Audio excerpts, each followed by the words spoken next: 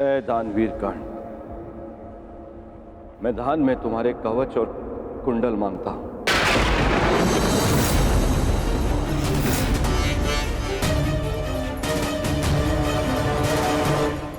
जो आज्ञा है त्रिदेव, आपने मुझसे दान नहीं मांगा, बल्कि मुझ पर उपकार किया है। एक सूत पुत्र के पास स्वर्ण कवच रहने का क्या लाभ?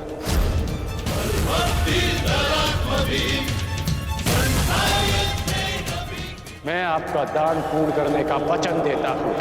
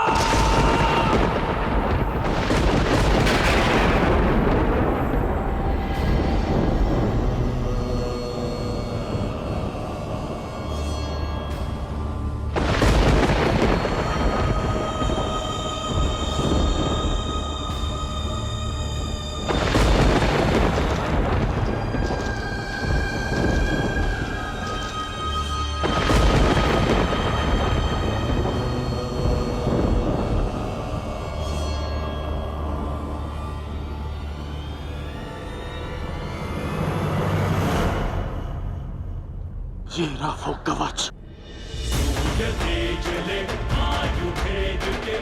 जिसके कारण आपके पुत्र के चिंता के बाण आपके हृदय को भेद रहे थे।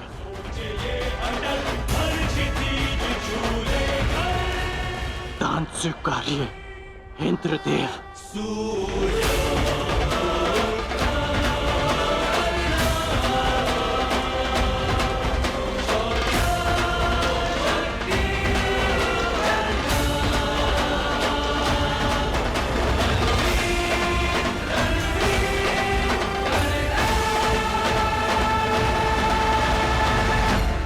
इस प्रकार नहीं इंद्रदेव।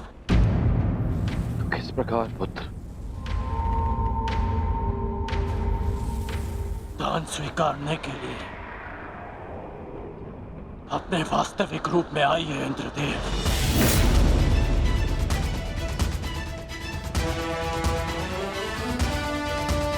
ये आपके पुत्र और विलक्षण योद्धा के सम्मान के लिए कह रहा हूं मैं। उस माता के सम्मान के लिए कह रहा हूं जिसने अर्जुन जैसे योद्धा को जन्म दिया। दान में पुण्य का फल होता है। इसे जल का भाग मत बनाइए।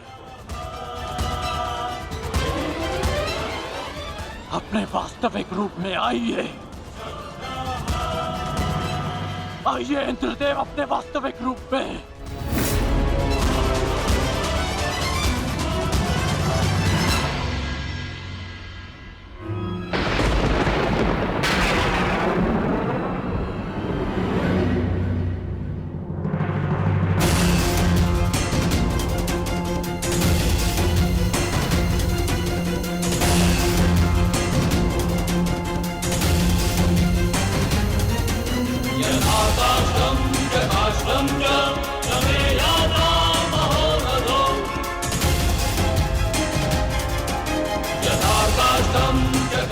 कवच ग्रहण कीजिए इंद्रदेव।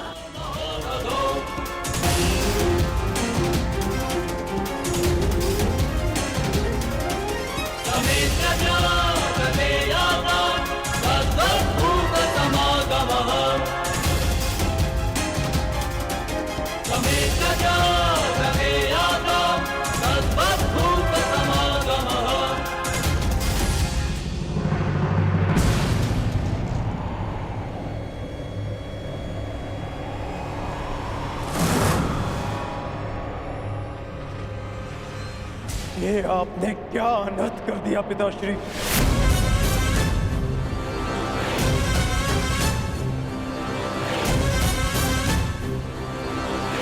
क्यों?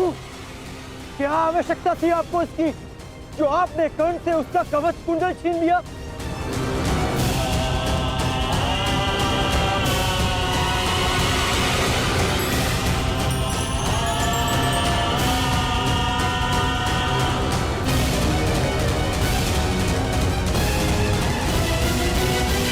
मैंने तो केवल नियति के न्याय का पालन किया, एक पिता धर्म का पालन किया है। ये किस प्रकार का पिता का धर्म है पिताश्री? पिता का धर्म होता है अपनी संतान में आत्मविश्वास जगाना, परंतु आप अपनी संतान की शक्ति पर विश्वास ना करके कौन सा पिता का धर्म निभा रहे हैं? बताइए मुझे पिताश्री।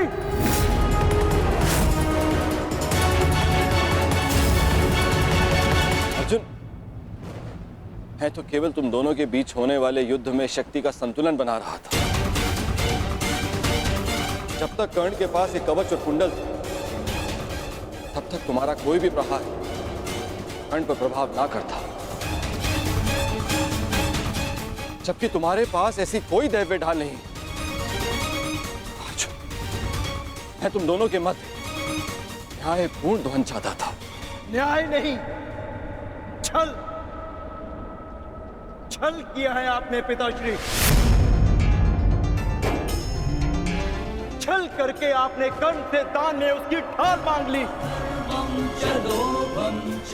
महान बनने के लिए मित्रों की आवश्यकता होती है और उससे भी अधिक महान बनने के लिए प्रबल शत्रुओं की।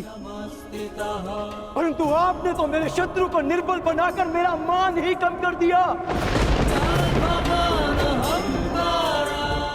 मुझे आपसे ऐसी आशा नहीं थी पिताश्री। पहले एकलव्य के साथ अन्याय, उसका अंगूठा छीनकर उसे बाण संधान करने के लायक नहीं छोड़ा आचार्य द्रोण ने, और अब आपने अंगराज से उसका कवच छीन लिया। क्यों?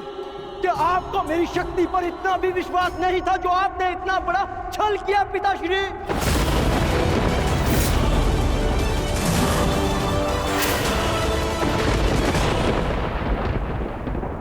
पूछा भी है आपने कि अर्जुन को इतिहास किस नाम से स्मरण करेगा? कि उसने उन योद्धाओं को परास्त किया जो उससे कम शक्तिशाली थे,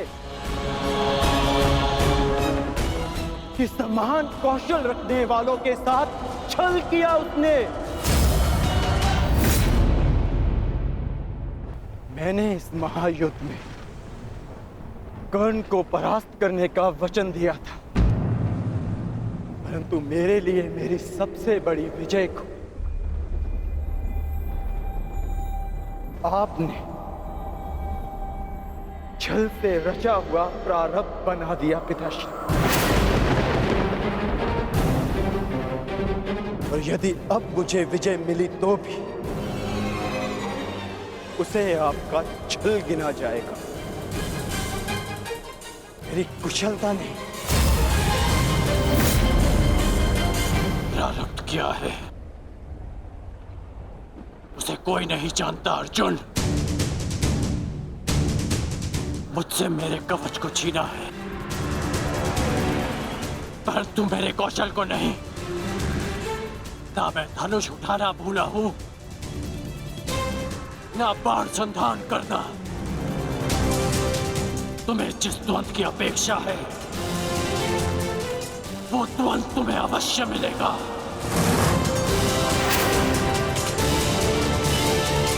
स्मरण रखिएगा पिताश्री, ना मैं कभी इस छल के बोझ से मुक्त हो पाऊंगा और ना ही कभी आप इस अपराध बोझ से।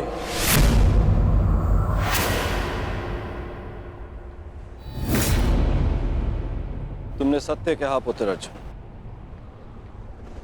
ये जानते हुए भी कि मैं कौन, मेरी मंशा क्या है, किस अपेक्षा से यहां आया हूं, कर्ण ने मुझे अपने कवच और कुंडल दान कर दिए। इस दान से तुमने आत्मविश्वास का एक अद्भुत उदाहरण, एक महान परिभाषा प्रस्तुत की है। मैं देवराज ये घोषणा करता हूं,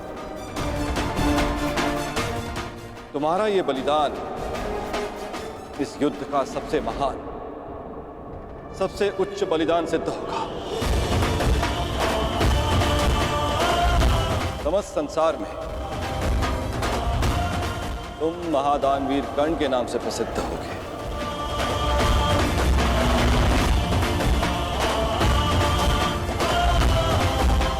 परंतु तुम्हारे इस दान का बोझ बहुत भारी है। इस बोझ के भार के कारण मैं स्वयं से दृष्टि नहीं मिला पा रहा हूं कर्ण।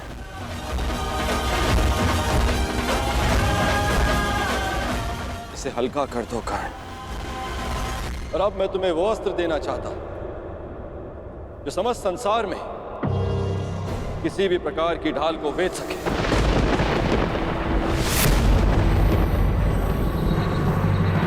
आप मेरे दान का उपहास उड़ा रहे हैं इंद्रदेव। ये एक दान था, कोई व्यापार नहीं। यदि आप कवच कुंडल के स्थान पर मेरे प्राण भी मांगते तो मैं प्रसन्नता से दे देता। मैं एक सूत पुत्र हूं और मेरे पिता ने मुझे सदा देना सिखाया है, लेना नहीं।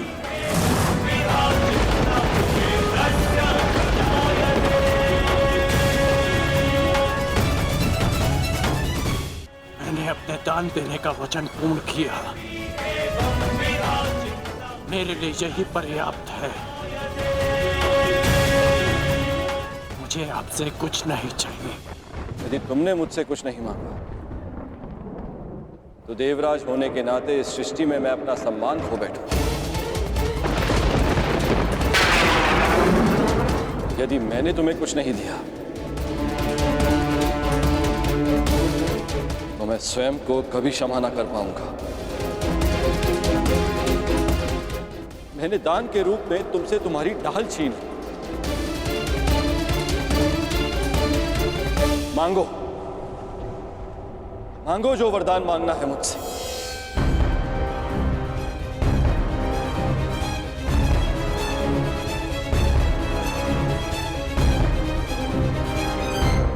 मांगो कर्ण। मैं आपका सम्मान रखने के लिए ये अस्त्र स्वीकार करता हूं, जो किसी भी ढाल को भेद सके, जिसे जब भी मैं अपने शत्रु का नाम लेके प्रयोग करूं तो उसका अंत निश्चित हो।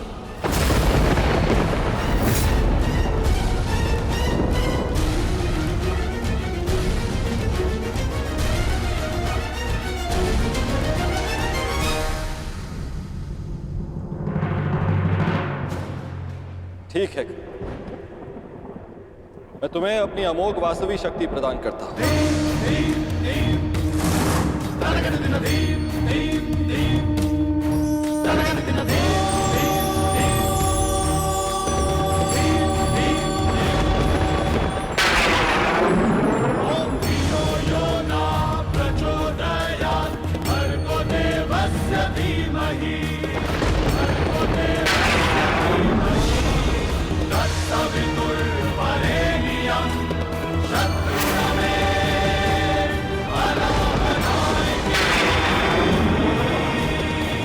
इस शक्ति को जिसका नाम लेकर संधान करोगे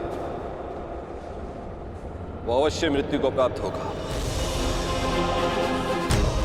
किंतु स्मरण रहे, इस शक्ति का प्रयोग तुम केवल एक ही बार कर पाओगे,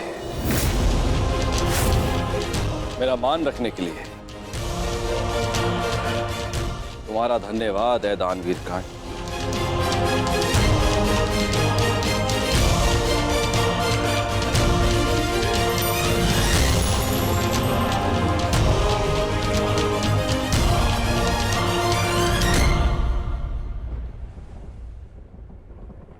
मैंने सदैव यही चाहा था कि तुम्हारा वध मैं तब करूं जब तुमने कवच धारण किया।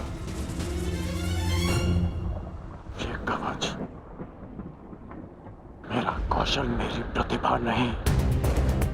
ये कवच छिनने के पश्चात अब ये द्वंद समान है, परंतु तुम सावधान रहना, क्योंकि इस अस्त्र का प्रयोग मैं तुम पर ही करूंगा।